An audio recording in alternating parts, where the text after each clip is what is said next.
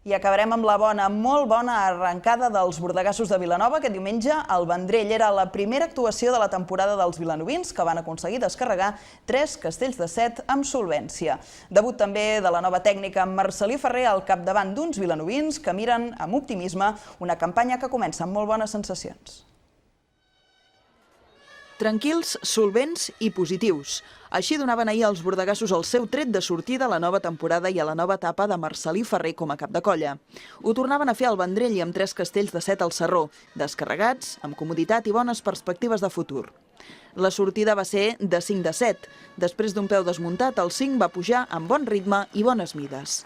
La passada de la canalla va ser tranquil·la i al castell en tot moment li va sobrar molta corda. El 5 també va ser especialment valuós perquè va servir per estrenar-hi un 2 en castells de 7. Un 5 lleuger, més encara tenint en compte que es tractava del primer de l'any. Al 5 els bordegassos van acompanyar-lo del 4 de 7 amb l'agulla, un 4 també molt lleuger als pisos superiors i que tampoc no va suposar cap dificultat pels vilanovins. I tot i ser el castell menys valuós del dia, el 4 de 7 amb què van tancar les rondes de castells va ser tota una declaració d'intencions de cara a poder aixecar un pis més al castell ben aviat.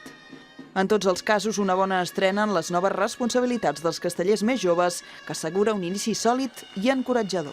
Per una raó, perquè al ser la primera sortida de la temporada, en els castells, el que són el pis de segons, de terços i de quarts, són pisos més o menys estables. En canvi, la canalla, el que són quints, dosos, aixecadors d'enxanetes, cada any et canvien i els has d'anar adequant.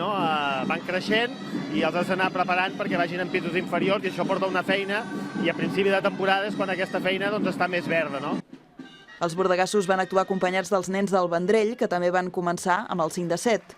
A segona ronda van descarregar un matiner 4 de 8 i a la tercera, després de desmuntar la torre de 7, van optar per completar un còmode 3 de 7.